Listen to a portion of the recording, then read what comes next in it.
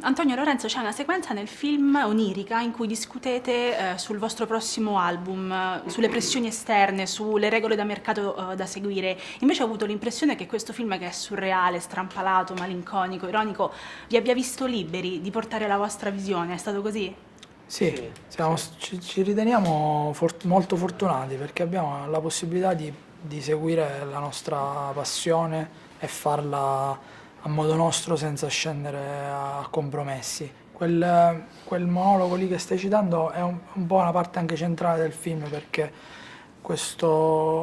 l'artista che combatte con la sua integrità è un argomento molto vecchio come l'uomo, è molto combattuto, molto discusso, quindi ci piaceva approfondirlo.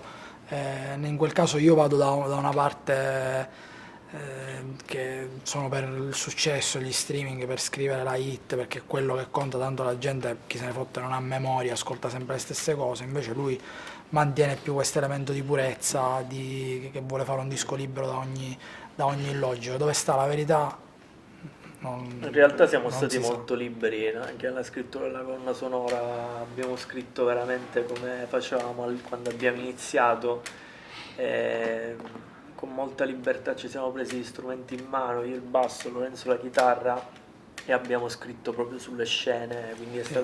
è stato un atto di libertà totale. Dopo diciamo, i singoli di successo potevamo reiterare quella formula, ma in realtà era una comfort zone che non ci piaceva, che sappiamo che dura poco. L'idea di fare un film come questo, in realtà crediamo che sia qualcosa di più duraturo. Ci piace metterci in gioco. A un certo punto il personaggio Antonio dice: ci siamo presi tutto, è il momento di restituire. La primavera della mia vita ha anche un aspetto ambientalista?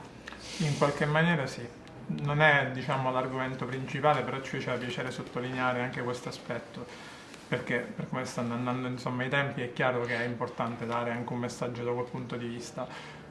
Non è solo una questione di ambientalismo, come dice lui nel film, che è solo una moda, c'è da prendere atto di quello che sta succedendo e quindi se uno nel nostro piccolo abbiamo voluto dare insomma un piccolo suggerimento.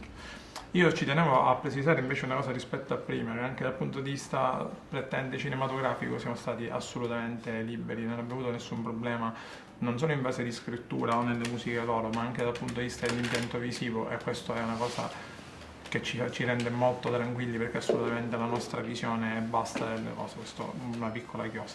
Avete parlato di musica, no? Della colonna sonora che ha vostri brani, ma anche, se non sbaglio, brani presi da film di Sugar, se non sbaglio. Volevo sapere come avevate lavorato per fare in modo che tutto quanto funzionasse insieme. Guarda, è molto stimolante lavorare alla colonna sonora, sia la parte originale che abbiamo fatto un po' in maniera tipica perché abbiamo avuto la possibilità di farla anche live sulle scene o di scriverla addirittura in sceneggiatura, che è una cosa che raramente hai la fortuna di fare, credo, quando fai un film. Interagire con il catalogo CAM è stata una grande fortuna. Il catalogo CAM fa parte di Sugar che ha prodotto in parte anche il film, quindi abbiamo avuto la possibilità di attingere veramente nel loro, perché loro hanno un catalogo infinito che va da Morricone a Umiliani a Nicolai, insomma veramente sterminato. E in più abbiamo messo anche un brano dei Flaming Lips che Che è uno dei nostri prezzi che è uno dei preferiti. nostri preferiti di quel disco e che ci stava perfettamente in quella scena, quindi è stato bello mischiare i piani narrativi di brani anni 60, un brano uscito nel 2022, la colonna sonora originale, eh, però Volevamo, torna tutto con la sì, nostra estetica, sì. non è un volo pindarico all'interno. Volevamo mettere i Doors, ma non c'era il budget. Beh, l'abbiamo rifatti però, abbiamo risuonato noi. Vi rubo un altro mezzo minuto. Nella conferenza stampa avete detto che il film si muove tra Jodorowsky e Franco e Ciccio.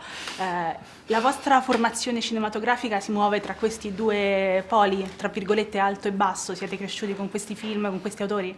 Per l'alto e il basso c'è, se io penso a Zabbo ti può citare la trasmissione di Scommettiamo che, ma anche il film d'autore. Su questo c'è anche un aneddoto. Durante la lavorazione del film ho cercato di spiegare a Madame durante una cena cosa era scommettiamo che, e gli consigliavo di guardarlo su Replay. Mi ho sentito un boomer totale mentre lo facevo, però io ho una passione per tutto quello che è cinema, TV in assoluto, e anche come si vede un po' dal film, mischio tutto, diciamo un po' in maniera tarantiniana, non mi importa, come se fosse un grande frullatore di tutte le cose che ho in testa, anche ho visto un microsecondo 20 anni fa, io lo metto senza nessuna paura.